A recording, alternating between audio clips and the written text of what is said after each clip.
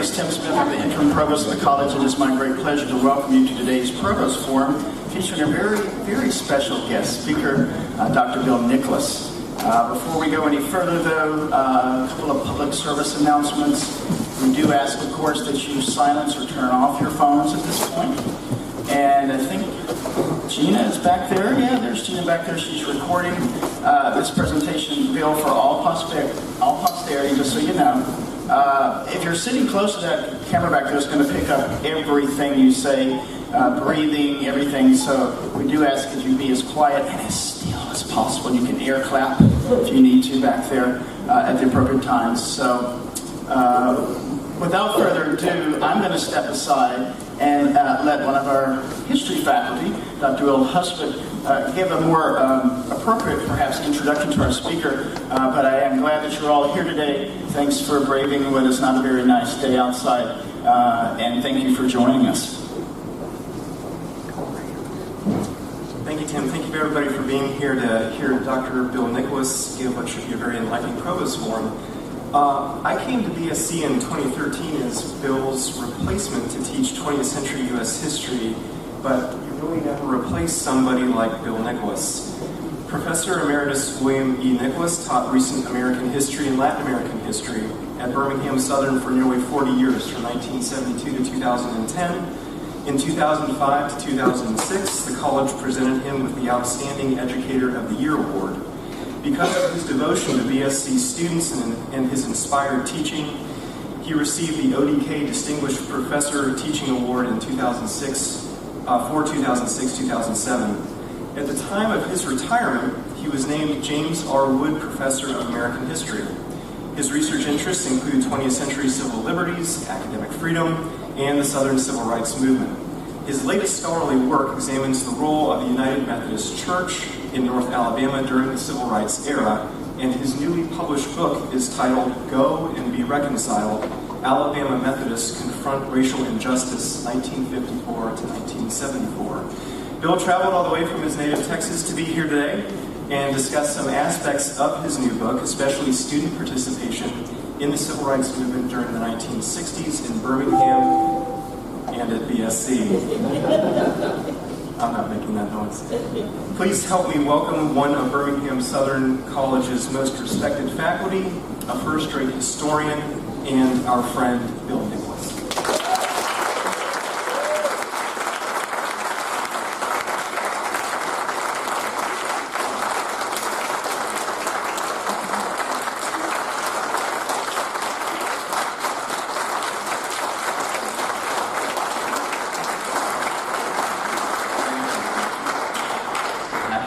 Sound too much like a Texan, because I've tried to avoid that.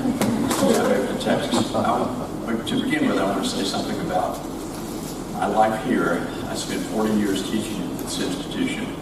I miss my students, and even more, I miss my colleagues on the faculty. You young people who are enrolled here, you'll realize in a few years, I think, if you don't already know it, this is an extraordinary group of people to teach you. I gained so much here from conversations, from the lectures, from the research.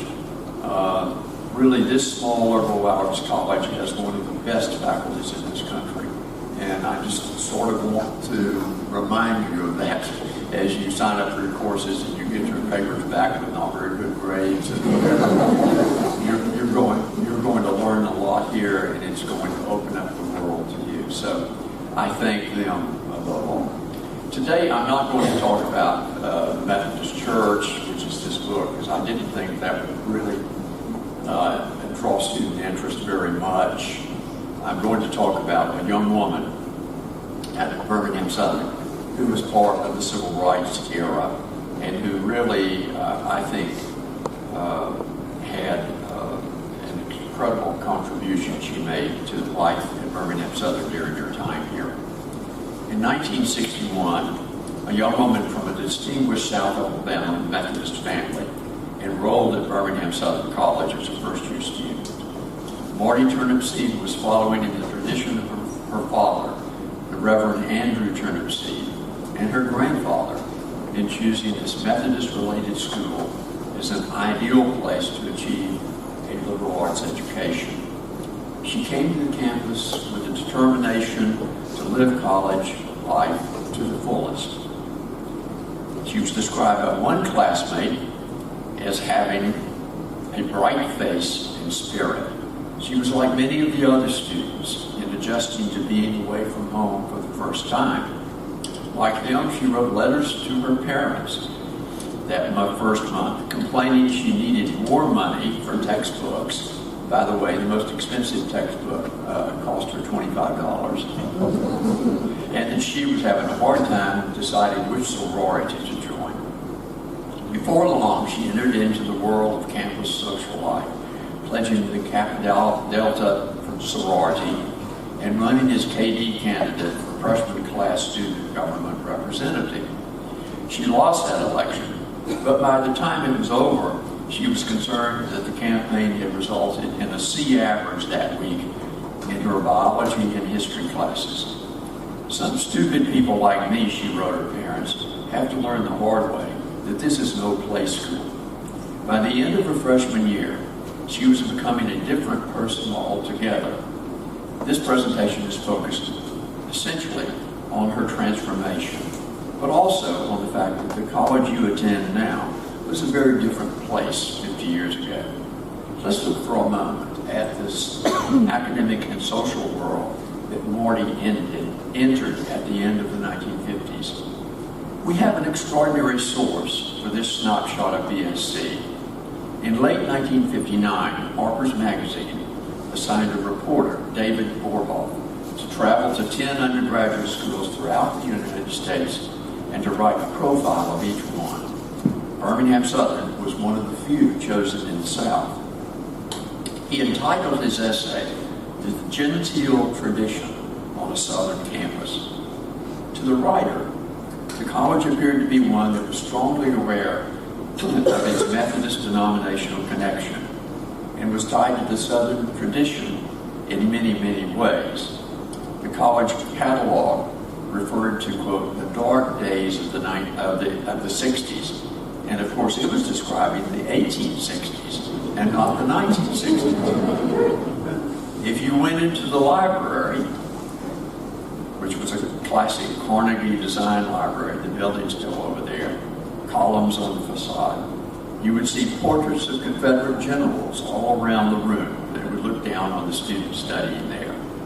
The college was a collection of 11 buildings, most of them in sober Georgian architecture. At night, from the dormitories on the top of the campus hill, students could see leaping flames from the steel mill blast furnaces in the valley below. Marti would have joined about 1,000 full-time students in a physical plant worth about $9 million and a modest $3 million endowment. But the achievements of the school were a contrast to its size. Academically, it was one of the strongest private colleges in the South. Only one other private college in the South had produced among its graduates more PhDs during the last 20 years. There was one faculty member for each 10 students, and 60% of the faculty held a PhD degree. The football stadium was deserted and disintegrating after the college decided to drop the game, and the president of the school, Henry Keating Stanford, was proud that it would soon be replaced by a new fine arts center. Birmingham Southern was still a commuter college. Only 1/3 of the BSc students lived on campus. In Alabama, it was regarded as a study school, in contrast to the University of Alabama, which some described as the country club of the South. The typical attitude was expressed by a student who said, "I wouldn't say that I'm an intellectual, but I like the serious atmosphere." An earnest co-ed complained to Borhoff, "I was a straight-A student in high school back in Demopolis. I came here and I got all B's and C's and I was all tore up." Pre-medical and pre-dental courses were reputed to be the best in the state. For selected students, there was a very demanding science major. At the same time, there was a vocational side to the college, that was reflected in numerous courses in business administration and education, and there were even secretarial studies for young women. Attached to the college was a conservatory of music, and its major role in the life of the college probably derived from the Southern tradition of the well-brought-up young lady. There were classical ballet classes, but no modern dance. The college was on the academic quarter system, which meant they took 3 courses a semester for 3 quarters. From the faculty perspective, BSc students were remarkably restrained and non-competitive. Their students were unquestioning in class and piously took large rations of notes. A psychology professor saw his students as intellectually capable, but academically stunted because of the poor quality of high school education in the state. The innovative director of the theater department, Dr. Arnold Powell, preferred foreign plays because his students could better imitate foreign tongues than pronounce standard American English. There were spots of intellectual creativity, however. The college supported a coffee shop, the Cellar, in which the walls were lined with paperbacks and clutter, and the air was thick with the talk of current literature and politics that went far beyond the boundaries of Alabama. The students at the coffee house had beards, uncombed hair, and shaved heads. A freshman girl said with awe, quote, "I wouldn't go near the Cellar. You've got to be brilliant for them." Orloff's most interesting observations had to do with student life. In contrast to the Midwestern universities he had visited, he found no drinking at the fraternity houses, not even a beer at rush parties. He estimated that 1/8 of the students were preparing for full-time Christian vocations. Young women openly proclaimed their southern womanly virtue to the visiting writer. Quote, "I think we stand up for our morals more," a co-ed told him. If it was known that a girl was having an affair on campus, she could hardly exist. And she added, "You know, northern boys are fascinated by that." Female students had strict rules as to what they could wear in public on campus. No shorts or pants. And they were required to be in their dormitory rooms by 10 p.m. each night and before midnight on Saturday nights. One German student, Klaus Jung, expressed surprise at the elaborate system of curfews and the requirement of signing in and out of the women's dormitories.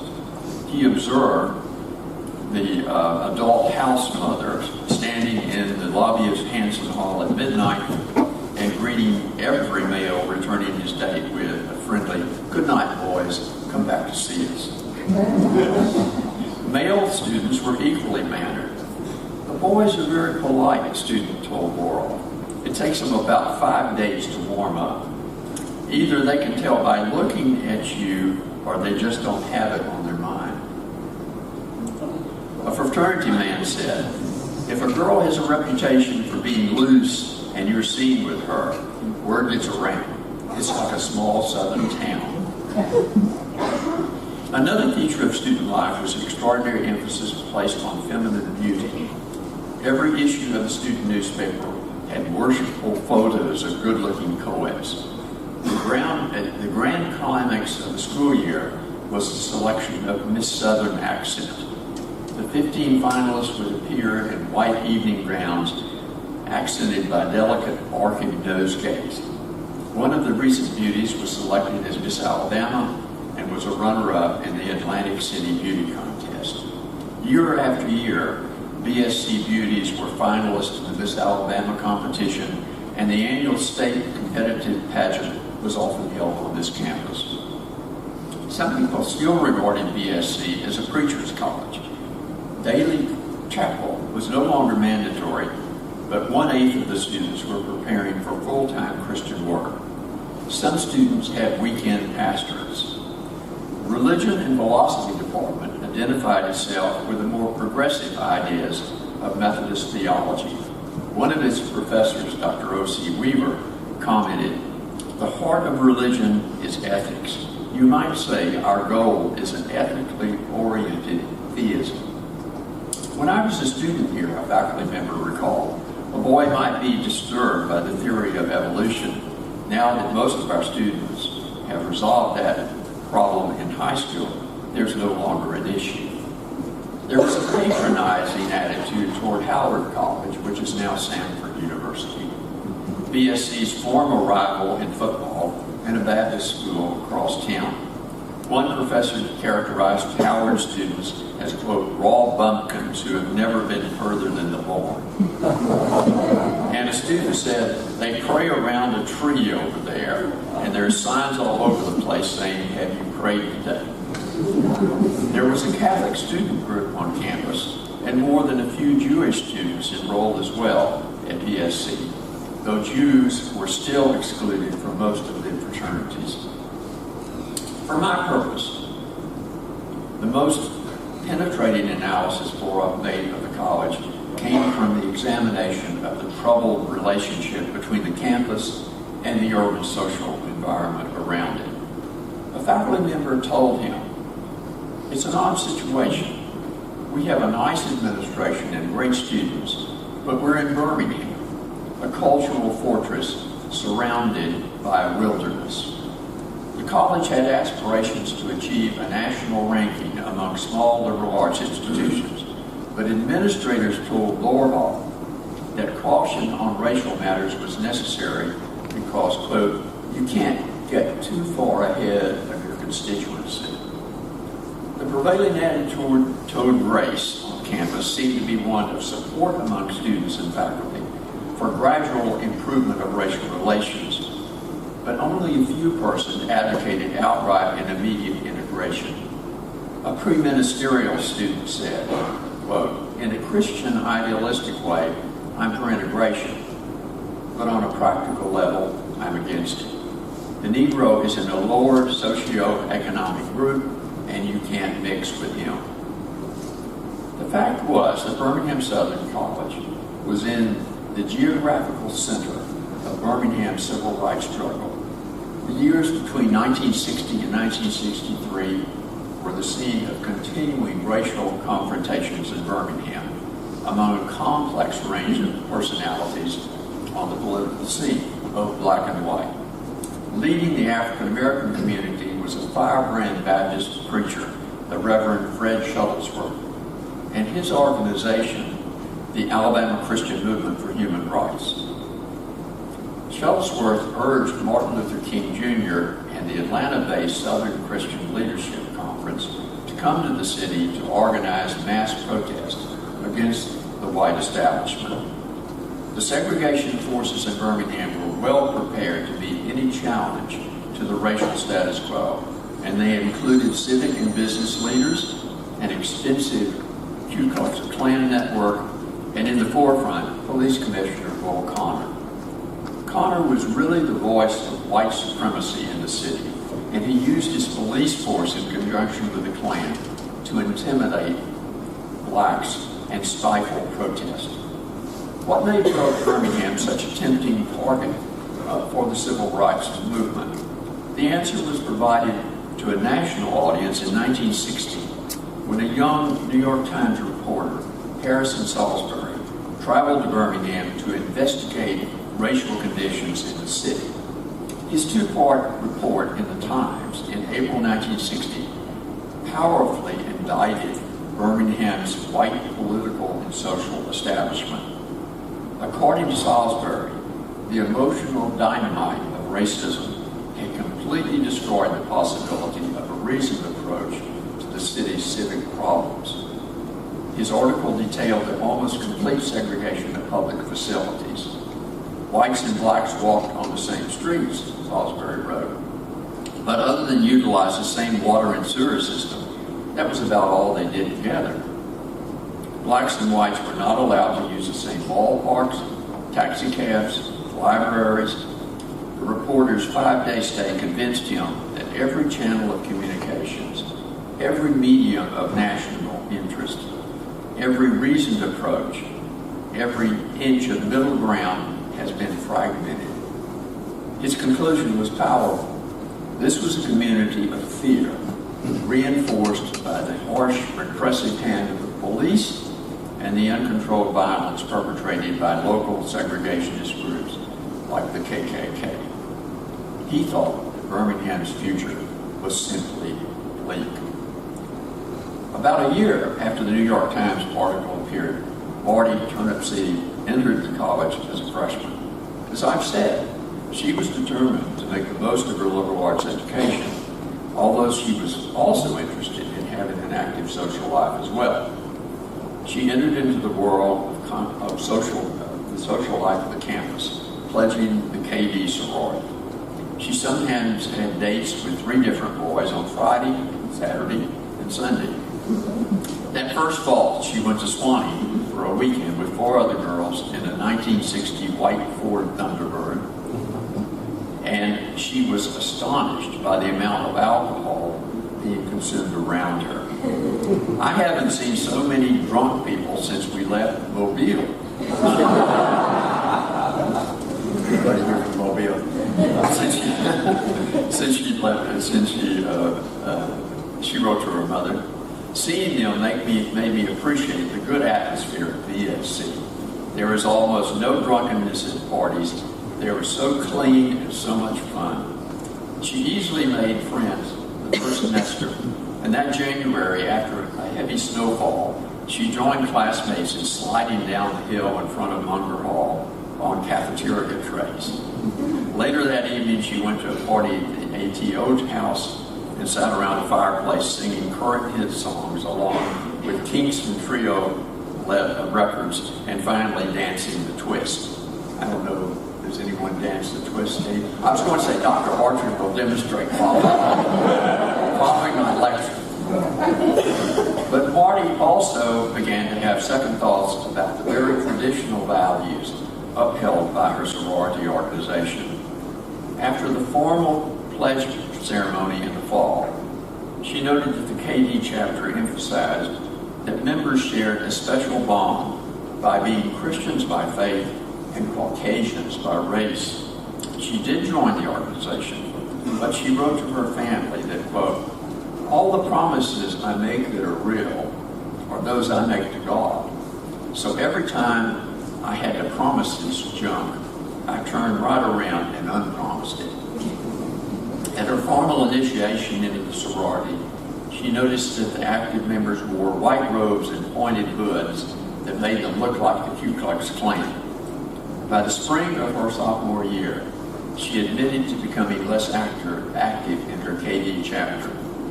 "I missed my first meeting a week before last," she wrote her mother, "and freedom went to my head, so I missed this week also."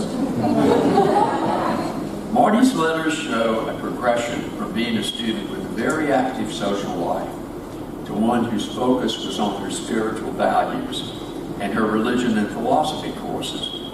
She had come to the college as a very typical young co-ed, somewhat removed from daily current events, but now she began to pay attention to the world outside the hilltop. She remarked frequently on the relative indifference of local Methodist churches and her own campus community to the civil rights movement. The turning point for Marti came in March 1962, when she described an experience she had in downtown Birmingham.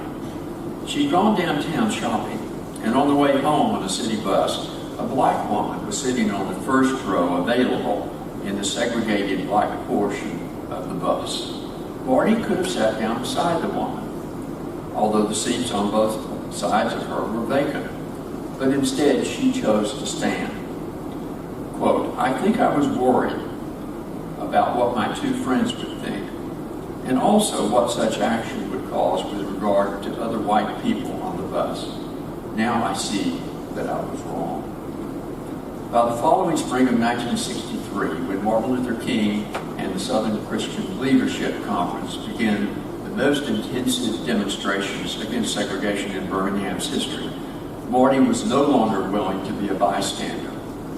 King came to Birmingham as part of a massive campaign to put economic pressure on the business community. Before the Easter shopping season, their boycott of city buses and downtown stores with segregated facilities intensified.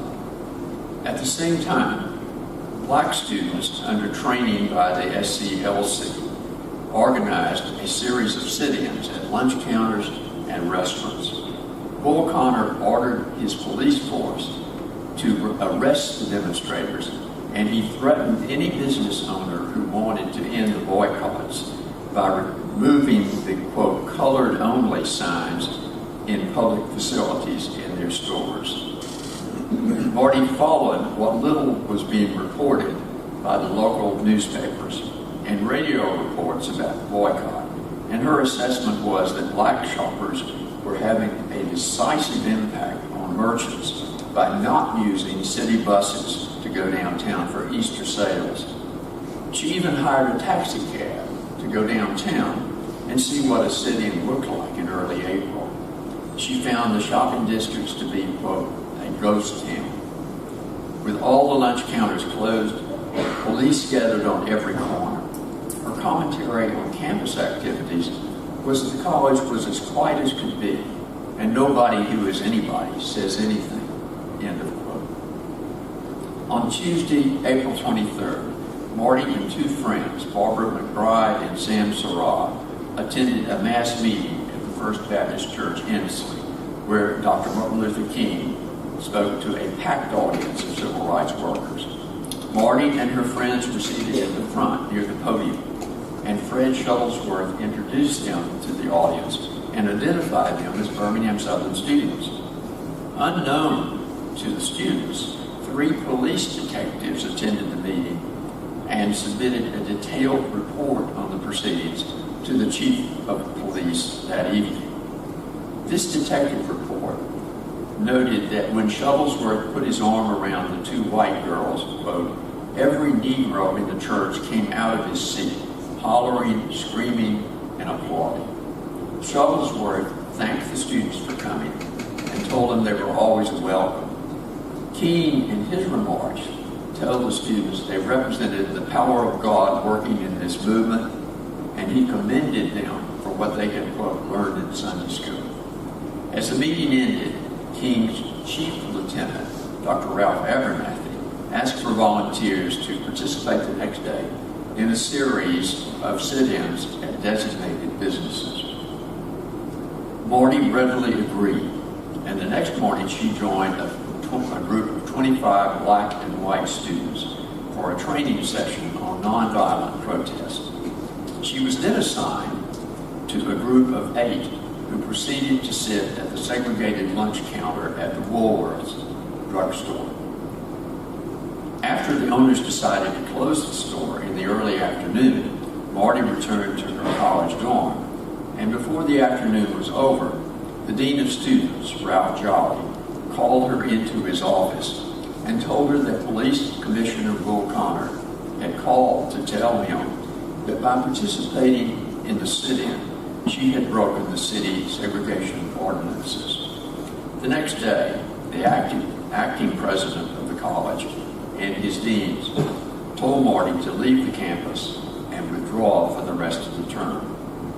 What Marti was not told was that earlier that day, 2 police detectives had come to the college to meet with the president and the deans to report on the presence of 3 students in the Ensley meeting and Marti's participation in the sit-in at Woolworths. The deans had answered the detectives' questions quite willingly and gave them detailed information about the students' families, their academic record, and according to the detectives' reports, college officials were, quote, most cooperative and very upset over the episode caused by these 2 students.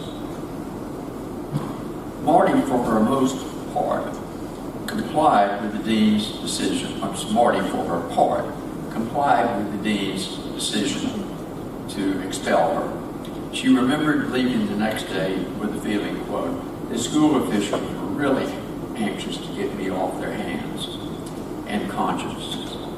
Her mother, Martha Turnipseed, recalled that the college administration showed no concern for her daughter's personal situation. She had only $15 in her pocket, certainly not enough money for plane transportation back to Niagara Falls, New York, where her father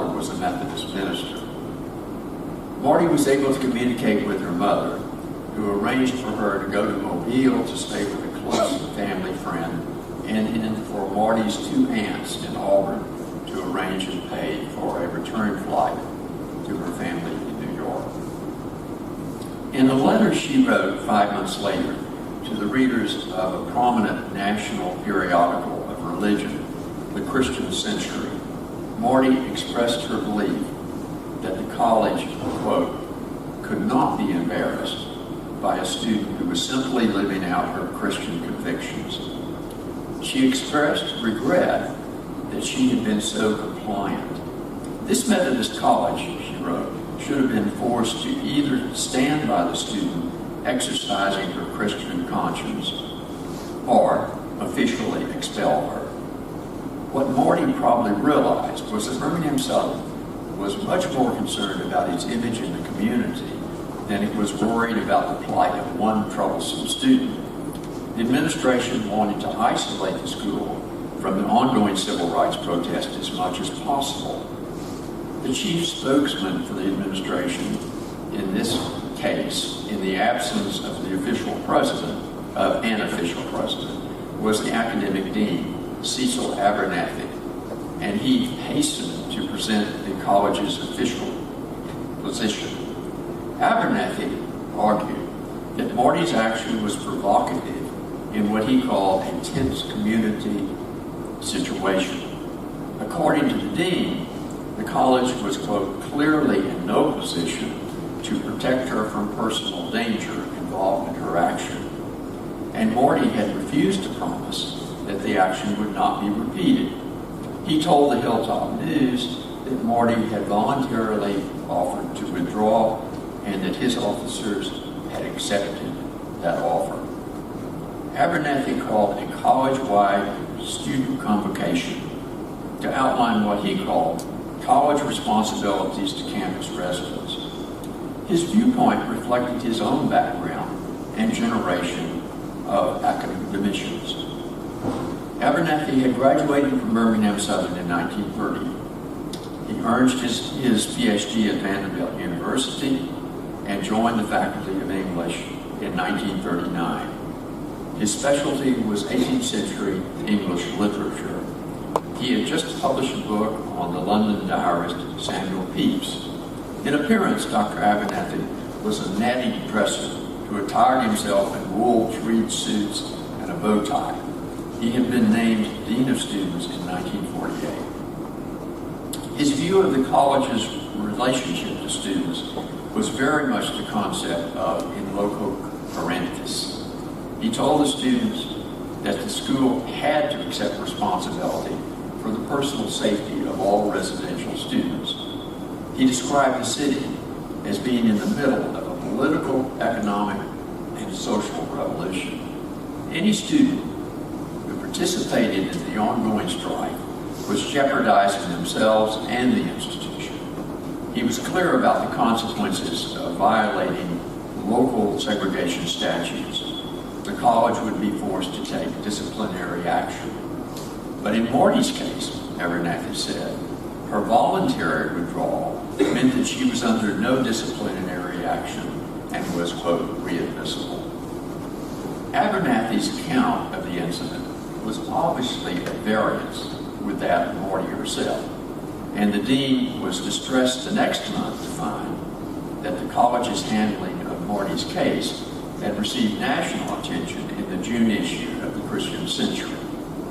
The magazine reported that Marti's father, the Reverend Andrew Turnipseed, had received the support of his Genesee Methodist Conference in Niagara Falls, New York, which passed a resolution commending Marti's taking place in the sit-ins and urged a sharp censure of the policies of Birmingham Southern College.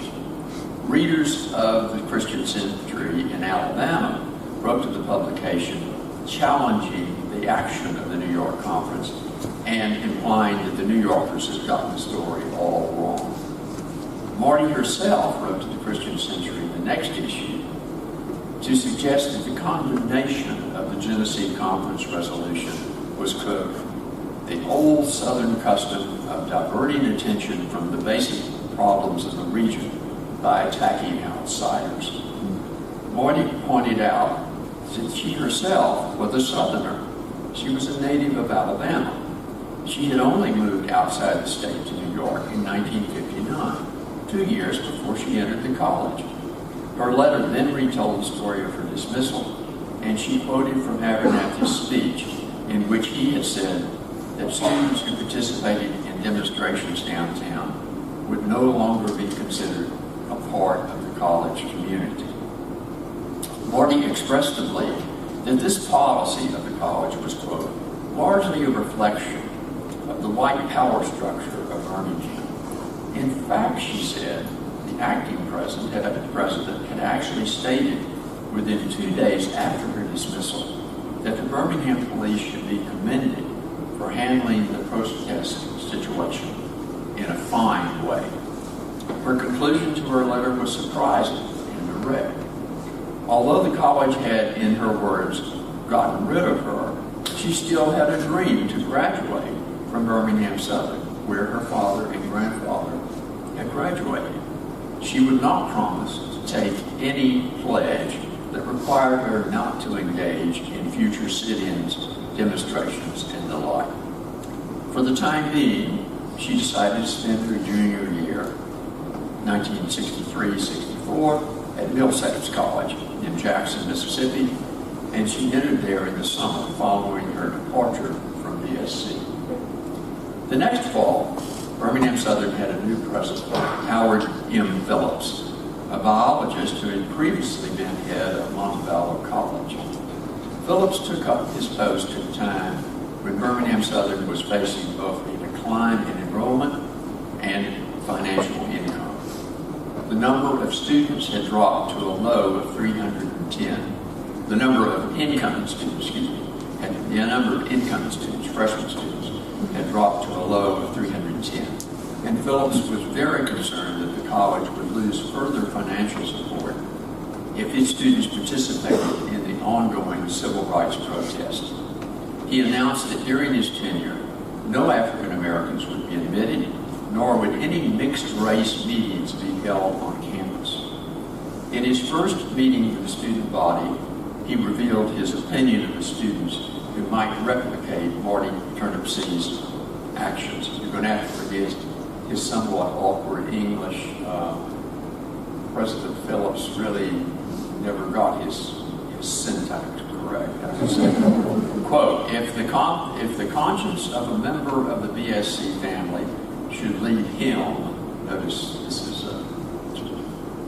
inclusive gender here, should lead him to prefer the egoistic heroics of the immature or self-serving in contrast to commendable restraint, he should remove himself openly and officially from association with Birmingham Southern.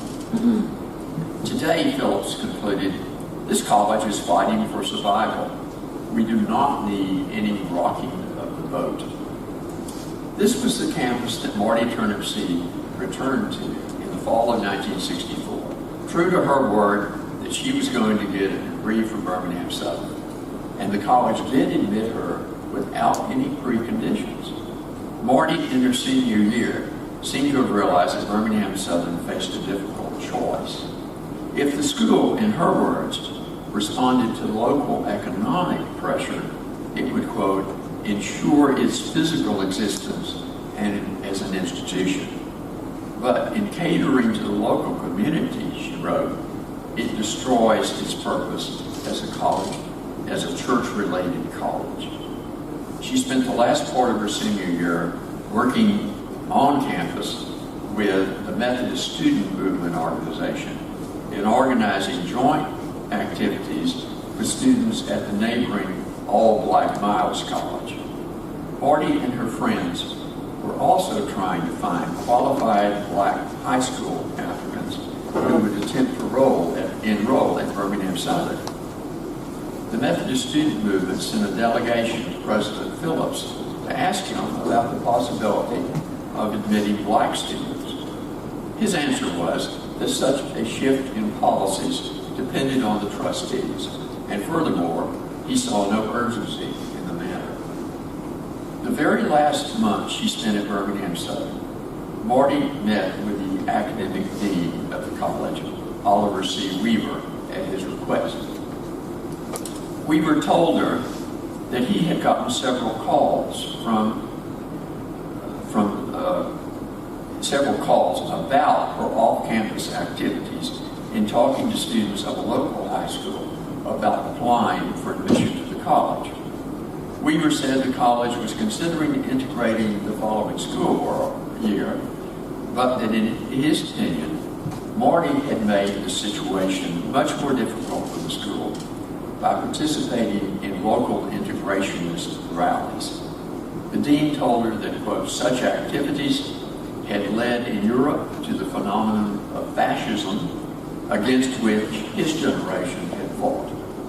Marti's reaction was nonverbal, but later she wrote her mother, quote, I just sat there calculating how many babies I could have in the next few years if I got married this summer. Then I calculated what percentage of them I could persuade to come to Birmingham Southern. That way I figured I'd visit my wrath on our school to the 4th or 5th generation.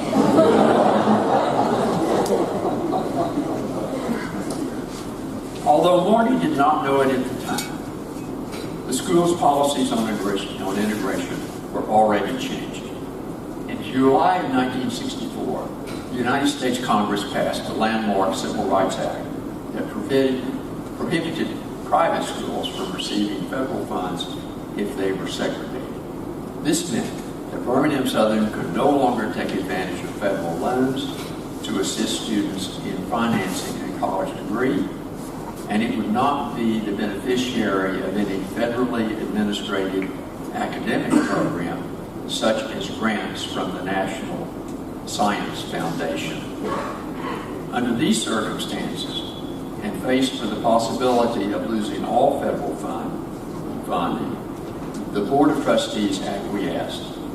Phillips informed the faculty in early 1965 that the college would now follow government guidelines on barring discrimination of any kind based on a person's color, race, or national origin. But he ordered there be no publicity or fanfare about this decision.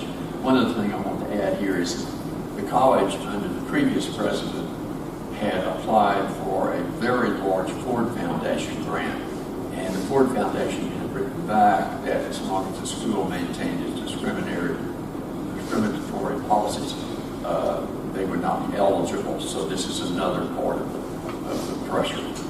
In June 1965, Marti received her Bachelor of Arts degree from the college. She went on the next academic year to study at the Perkins School of Theology at Southern Methodist University in Dallas. The summer of her graduation, BSC admitted 2 black students for the fall term, and the college applied once again for the $2 million Ford Foundation grant. It received that grant in the next year in 1966.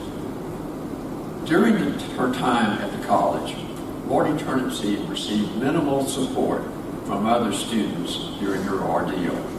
But in fact, she was part of a national trend in the 1960s towards student activism.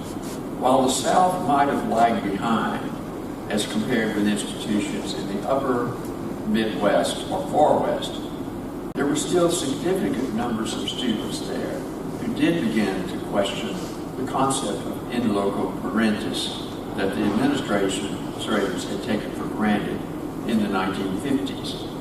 Marti herself illustrates that transition. She entered Birmingham Southern as a bright young woman who was ready to embrace college life with its attendant emphasis on new friends, dates every weekend night, and the sorority social structure that made all this very easy.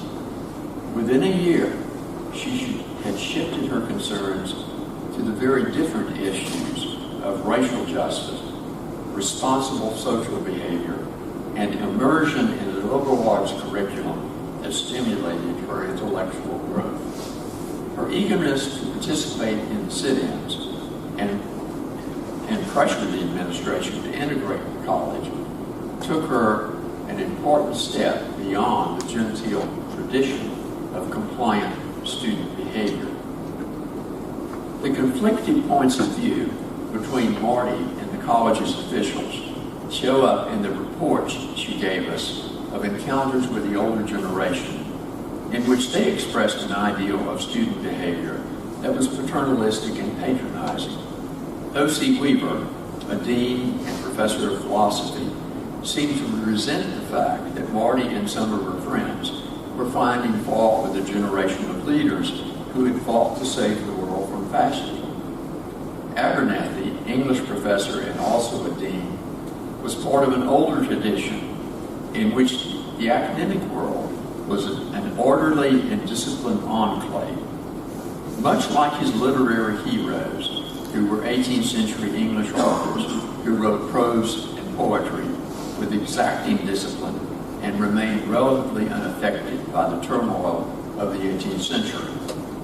Marti's reaction after hearing him give a lecture on Swift and Addison was that, and I quote here, he displayed the typical Southern gentleman attitude, adapt to society enough to maneuver and work in it, but don't let it tarnish your intellectual and moral superiority over the crudities of life. In short, don't identify with sin. Only man's will can save him. It was the most horrid speech of the year, but it was also beautifully delivered. The crudities of life, the sins outside the college premises, were being brought to the attention of the world by all those who participated in the economic boycotts, the marches, the sit-ins at lunch counters in Birmingham and elsewhere, in order to break the segregation system.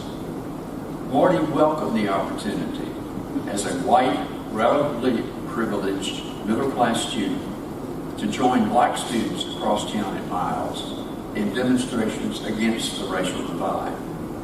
Phillips, Abernathy, and probably Weaver feared that this activism might blossom on campus in a disruptive enough way to stir the college to a level of intense debate over racial injustice. From their point of view, this would be antithetical to the proper place of the academy in society, and such actions promise to further estrange the college from the powerful base of financial support it depended on. And for its leaders in this dilemma, this problem could only be resolved by endorsing the viewpoints held by the college's most important donors. Ironically, it was this same concern for financial stability and not a sense of racial injustice that brought the board and the administration around to admitting the first African American student and disavowing all other racially discriminatory rules. Marti and her peers might have brought the attention of Birmingham Southern's leaders to the racial divide as a source of student discontent, but they had negligible effect on the final board decision to integrate the college. If Harper's Magazine David Loroff had done his profile of the college in the fall of 1965, with African American students applying for admission to next year's freshman class and one black student already enrolled, it's very doubtful that he would have characterized the school as upholding a genteel tradition consistent with the school's past history. Thank you.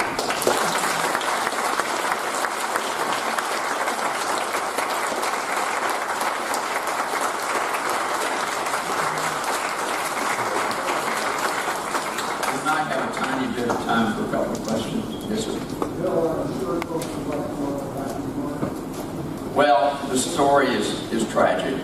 At the end of her second year in the seminary, she was driving from somewhere in the South to take up another semester, at SMU with her husband and her little girl, and there was a tragic automobile accident, and she and her daughter both died.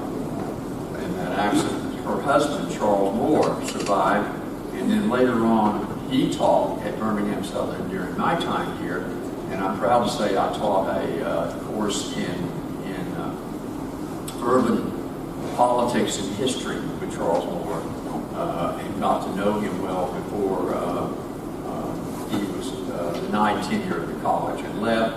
But he was a strong personality, a person of tremendous Christian faith, and I would say very much like Marty.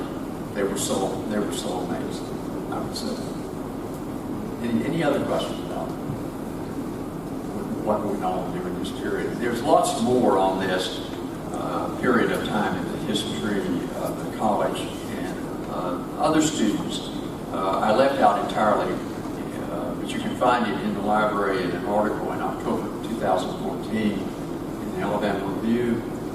There's another student, Thomas Reeves, who has his own story of opposition to the university or to the college on matters of civil rights ideals and participation in civil rights activities. And he was, in fact, expelled from the college. And actually, the president of the college, Henry King Stanford, at that time, enabled him to go on to Harvard University. So he actually got a pretty good degree. But he was not dealt with fairly, as Marty was not dealt with fairly.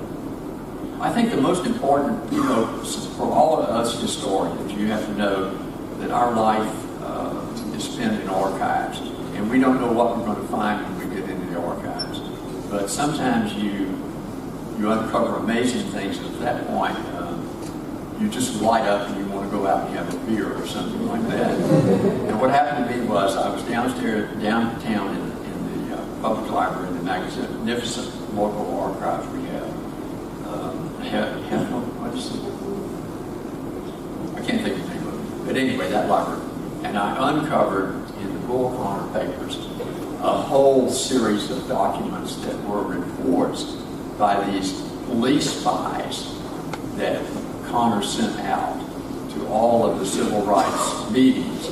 And in there was a great deal of material about how Birmingham Southern College happily cooperated with Bull Connor, because literally he would call them up and threaten them. In this one instance I told you about is only one of many instances in which he called the president of the college and said, "You've got to stop doing this." And the college pretty much went along with him.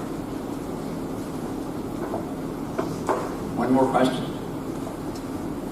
I've got a lot of questions. Okay. One question I'd like to ask is it accidental that she was a woman? How did her understanding of her results?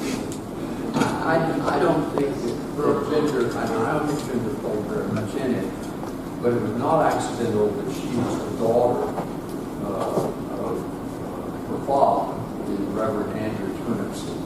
He was a very strong civil rights activist in Mobile. He led a bus boycott there, and then he was expelled by the bishop of the Alabama West Florida Conference to New York State, and they just got rid of it. And that's very often in my book on the Methodist Church. That's normally what happened to any Methodist minister who questioned the status quo in terms of segregation. But I don't see that gender played very much of a part in it. But it made my story very interesting because of the traditional young lady image that you had of young women entering Birmingham Southern at that time. And this is one of the very few students who believed in what her philosophy, religion, history, literature people were telling her. She received a wonderful liberal arts education, and then she acted on it. And you're not supposed to do that. You're not supposed to do that. Nowadays, I think You are supposed to do that. We realize that. But at that time, that just wasn't something the students were supposed to do. They were supposed to be polite, have the proper social graces, and go on. And I've said this college was producing more PhDs, except for one college in the South. It was way up there at the top. It was off the academic